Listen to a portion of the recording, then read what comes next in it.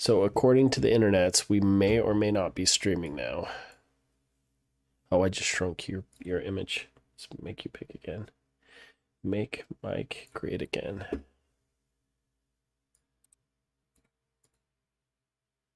There we go. Just one moment. Okay. Okay, we're gonna do the everybody. This is the pre-show. Mike, say hi to the pre-show people. These are all yo pre-show. Yeah, these are the people that came in early, have been waiting on deck for the Blender Noob Show. Is that anyone? I doubt it's anyone, but it could be someone. So well, no worries. There we go. Okay, so I'm gonna kick off the intro screen, and then we can get with it with the August 17th edition. Love it. Of the Blender Noob Show.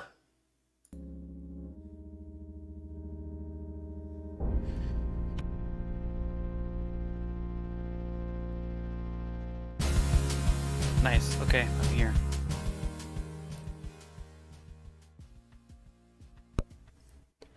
There we go, my friend.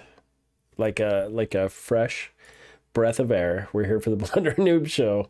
Welcome to the Blender Noob Show. I believe it's been a few weeks, has it not, my friend Ben? Yeah, it's been a couple. It's been a few weeks. Yeah. You may notice the beard's gotten a little longer. It's looking really good. Yeah, and I'm getting over a little cold. No Rona. It's not the Rona, but it's a little bit of a head cold. But it's about over with, so I'm here. I'm ready. We have some big things to talk about today. First of all, we'll start off with some of the news. Mike, what's happening in the world of Blender right now? Well, I mean, since our last episode, there's been a couple of big things. Adobe is now a part of the Blender Development Fund, which is really good for Blender. It's more money. In order to get into the Blender Development Fund, the minimum amount of money I think is $30,000 a year. So it's not like the biggest commitment. I'm not sure what Adobe is committing, but it does give more support to Blender. The day that they announced that, they also were releasing the new suite of products because they bought Algorithmic. So we got we have Adobe 3D Substance Painter, Designer, and all those things that got rebranded a little bit, but then they also have a new add-on for Blender that connects those products together, so you can bring in your .sbar files and make some modifications to those. So great stuff. It's like they're supporting Blender. There's lots of connections to Blender. There was some fear about Adobe owning. Are they going to own Blender? And the answer is no. Yeah, I don't see how they possibly could, right? They could buy something that's general public use. Yeah, and the code spread out. It's just impossible. Plus, it's not in their best interest. They're with Adobe, and for all of you who haven't, don't delve into this. Decoded did a great analysis of this, but there's just no way that they could own it, and it's in their best interest for people to buy their products, not to own Blender. Right. The best way that people buy their products is if they're using 3D programs that can utilize it, like Blender. So it makes sense for them to support it. It's a good point. And then it'll also be like Adobe buying GIMP just because they can, right? Which another public use thing. So yeah, and so that's good news. The other I guess kind of big news is that 2.93 LTS is now available. So that's long-term support 2.93. That's gonna be like the last build before 3.0.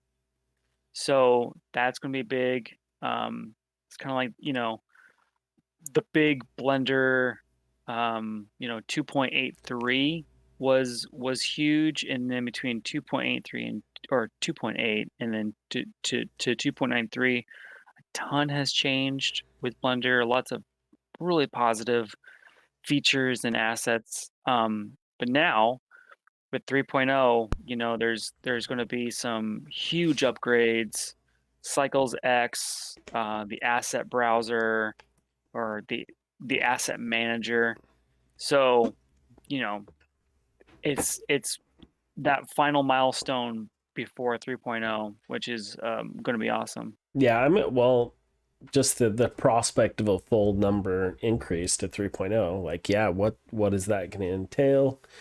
So typically when it hits a milestone like a 3.0 or a 2.0 or something like that, usually there's major under the hood changes too. So Yeah, and what's really cool is I was reading some of the Blender development notes, and so they're making some big changes to like the Blender nodes, or the geometry nodes already, which is like already really powerful, but they're making that even better to use and much easier to use. So that's going to be really cool. And yeah, so it just keeps on coming. It's not going to let up. Blender is on a train that is not slowing down. speaking of not slowing down, Mike, so the Blender Noob Show, we've been doing this for a few months now. It started to pick up steam, I think, really as we get into the fall, the winter months, less summertime, where we're inside a little bit more. We'll be a little bit more set in our every 2 week schedule, and then Mike has been dropping some pretty awesome tutorials that have been getting a lot of effect. But we've almost doubled our subscriber count on YouTube in the last couple weeks. Going up to 19 subscribers, which is pretty huge, and we're beginning to get found. So I'm pretty excited about that. So anyone just dropping by, checking out the stream, the Blender Noob Show, we go live every 2 weeks on Tuesday nights. We'd love to see your art. We'd love to talk about what you've been working on in Blender as well. And for those new here, Mike and I talk about the news, like we just talked about, and we also talk about the projects we're currently working on, which we're going to talk about in just a minute. But yeah, 19 subscribers. That it may seem like a small number, but in YouTube land, you look at the percentage of the increase, it's pretty good. Yeah, I'm excited about it. And one of the things that this show has kind of helped me do is just start to create more content and share ideas and share workflows and thought patterns. And so the final projects that we're going to show today, there's going to be more videos going over some of the aspects of those and tips and tricks that we learned while doing those. And so Yep. yeah, it's been a lot of fun, so I look forward to that. Yeah. So without further ado, let's check out some of the projects we've been working on. I'll go first. Show off. So Mike and I were working on two very different type of projects. One, I've been picking up on this little mobile game idea I've had for quite a long time, and I'm trying to work on it in my spare time. Admittedly, since the last time we spoke, I don't think I've made it.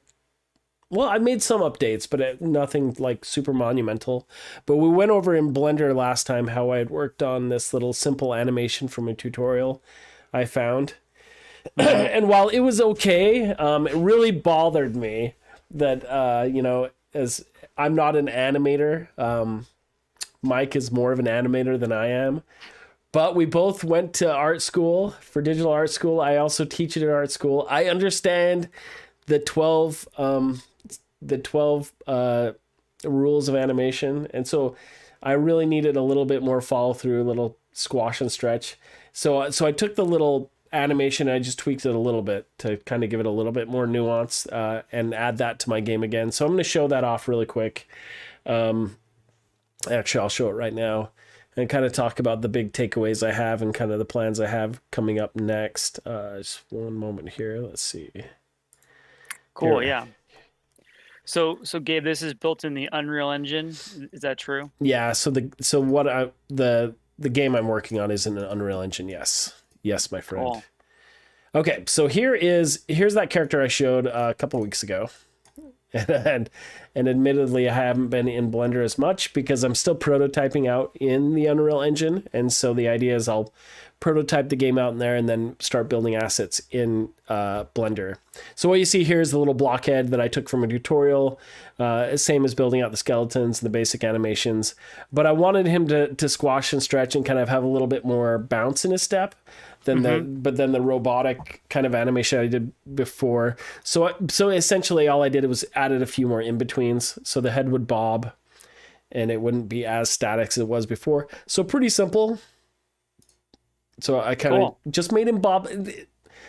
It's the little touches. I got him bobbing up a little bit better, and you'll see him in game in just a second.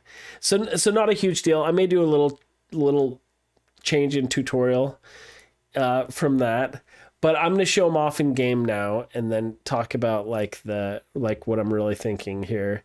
So if I and this is gonna have some music for us. You might want to hear it, Mike. Perfect. Because my kids are addicted to this little song, and they're my little play testers. So I added this song to it to start out with. But you can see he's in there. He's bobbing up and down, and he's moving. And I'll tell you some of the changes I made this last couple weeks, Mike, real quick, as I've been prototyping this out. But yeah, you give a whole backdrop. It's cool. Yeah. And it's got the Fortnite song because my kids are addicted to that. But right now, like I said, the game is all about... I have to turn this music down. I actually don't hear anything. It'll be on the stream, I'm pretty sure. Oh, okay, cool. Okay, but anyway, so one of the things I did is I found material that I put on everything. If you notice, it gives you that curved earth feel to it. Yeah. So it feels like you're actually walking over a landscape rather than that straight on view that I had before. I took out all the textures that the tutorial had before and just replaced them with just plain cube geometry, just so I could easily change things out as quickly as I can.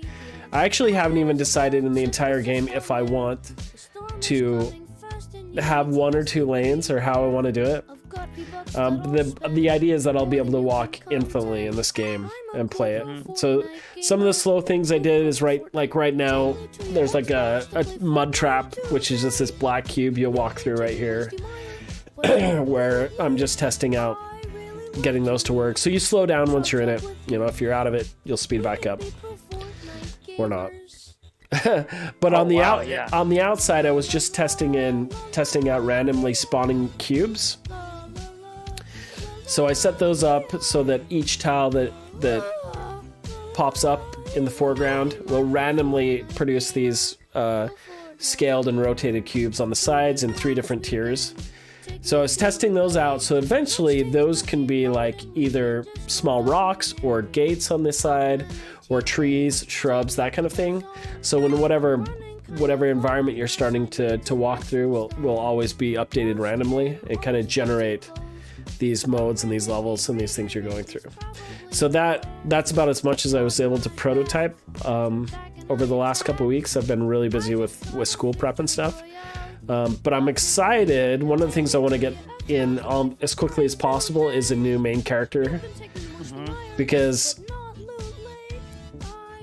that focus of that main character you're going to be looking at is like one of the most important things in game designs. And this is what I tell my students all the time. It's okay to, like, everything in your level in your world should be blocked out, but it's okay to put a little bit more effort into your main character, especially if you have character artists and the such, because that's something that is so critical to the game that it's important to get the feel for that quickly, and the rest I will keep modular and easy to adjust.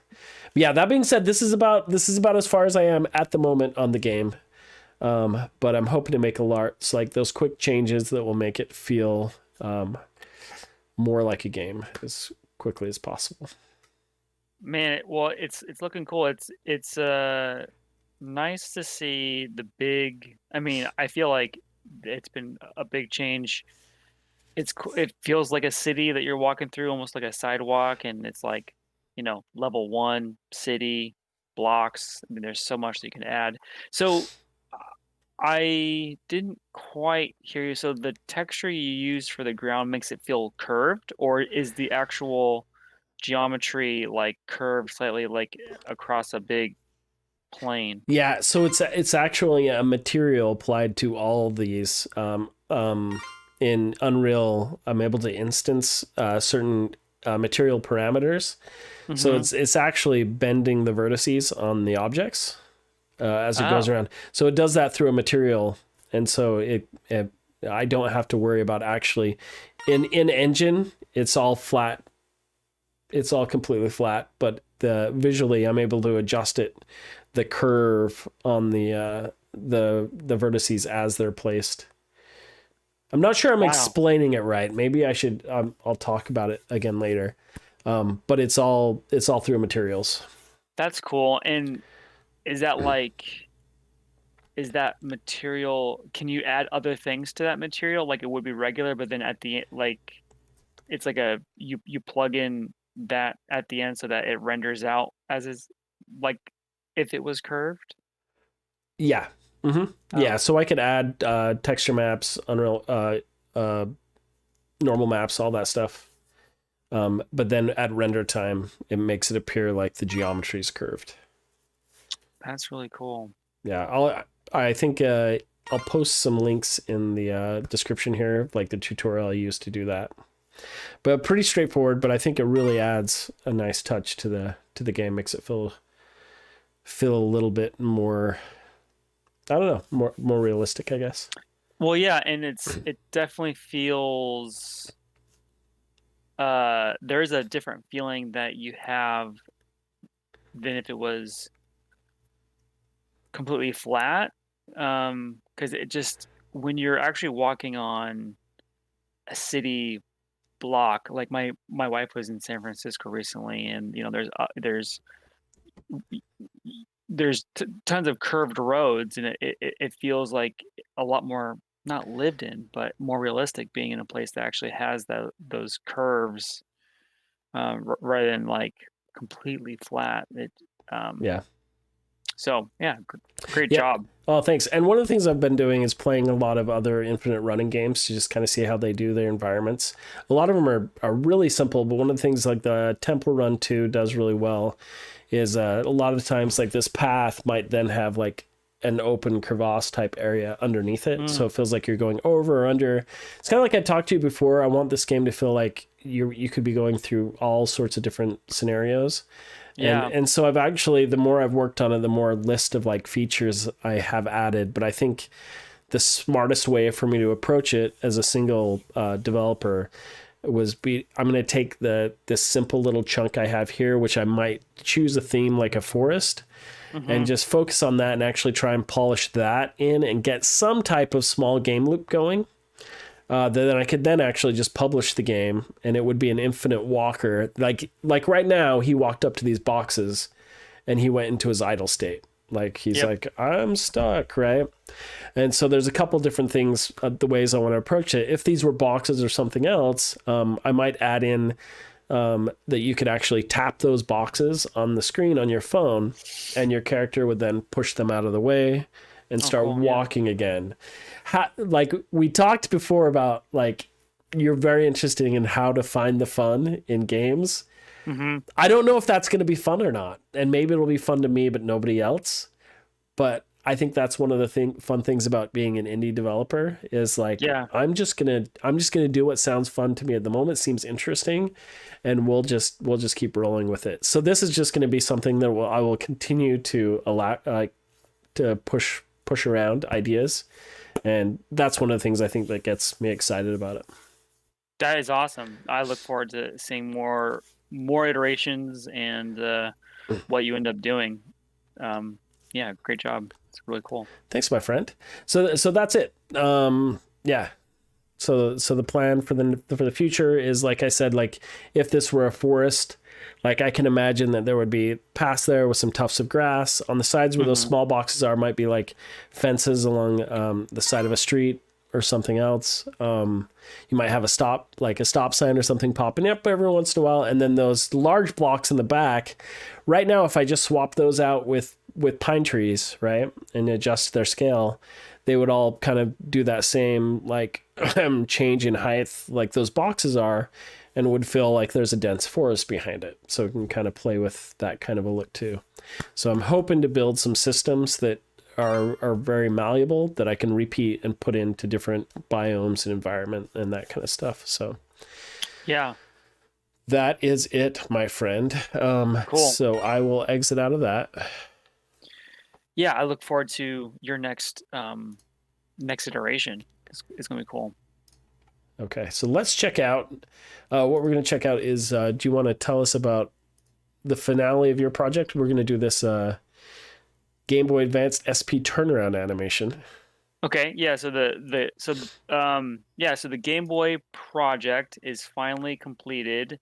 I did 2 animations, and then if you go on to the ArtStation, you can see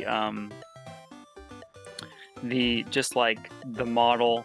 I'm not sure how loud you have it, but this is what you would consider a traditional turnaround, like a model turnaround. I'm actually going to turn it down a little bit. It was probably pretty loud. But this is beautiful. Oh, thanks. But I wanted to change it up a little bit because you typically just see the same model do a 360 and call it a day, but I wanted to use some of my After Effects experience. I wanted to make it more fun. I wanted to add in some energy blasts, and just since I made 4 different versions of it, close my door.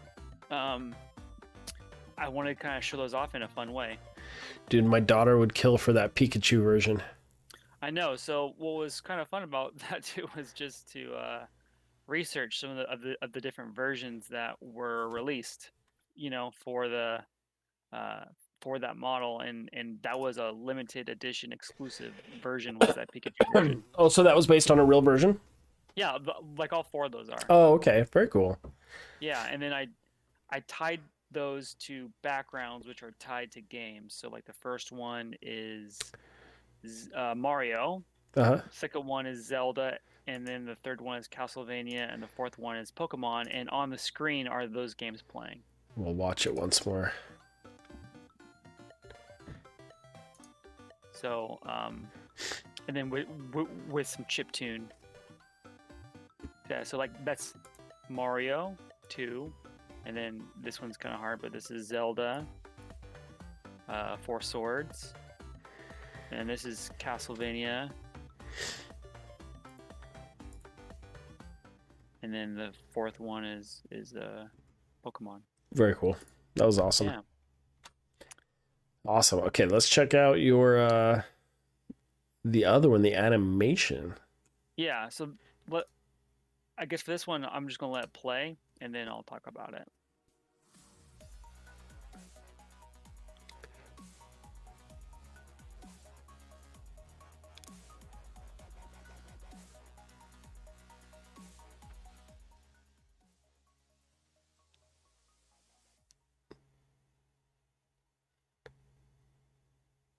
Dude, that was slick. Thanks. Yeah, so this one is what I would consider like my story-driven version, where the concept I originally come up with was I wanted to kind of turn on and come alive, once it's on, get some energy and play the game, but then it turns off and then kind of goes back to its original state. But yeah, that was a lot of fun. Did a lot of After Effects work. With like, again, the energy blast, trying to get the trailing effects and like all that kind of stuff. Yeah. But it's funny, like if you watch the original Game Boy Advance SP marketing video, it's much different. It's not a beat up 3DS.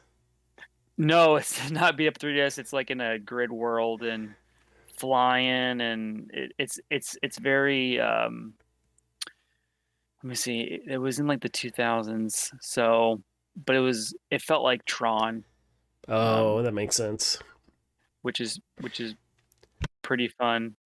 But yeah, this is great, so modeled in Blender, rendered in cycles, learned a lot about cycles that I'll be sharing, and so what I'm, the next phase is I've kind of written up um 5 or 6 kind of videos going over, how to get your play blasts ready, which so I recently released, 2 tutorials. One is like how to do play blasts and what's their purpose, how to do a map pass, and then the next ones will be like getting those into After Effects.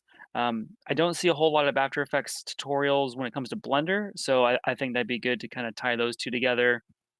So bringing in your Blender play blasts, preview animations into to After Effects, some basic After Effects stuff, um, and then going into cycles and rendering out your final passes, bringing those back into After Effects, and then doing some self critiquing and kind of figuring out like what can you do to make your products a little bit better. And yeah, so stuff around that is kind of you know how to go from preview to final render and with like a workflow between Blender and After Effects. Yeah, that sounds huge. I'm excited to see all those. It's So, very cool. This project turned out phenomenal, Mike. oh, Like thanks. as like an addition to your demo reel. I don't know. It's pretty fantastic. Shows a wide breadth of knowledge too, with not only animation but compositing. The After Effects. That takes a lot of forethought, planning, and really well done. I'm super impressed.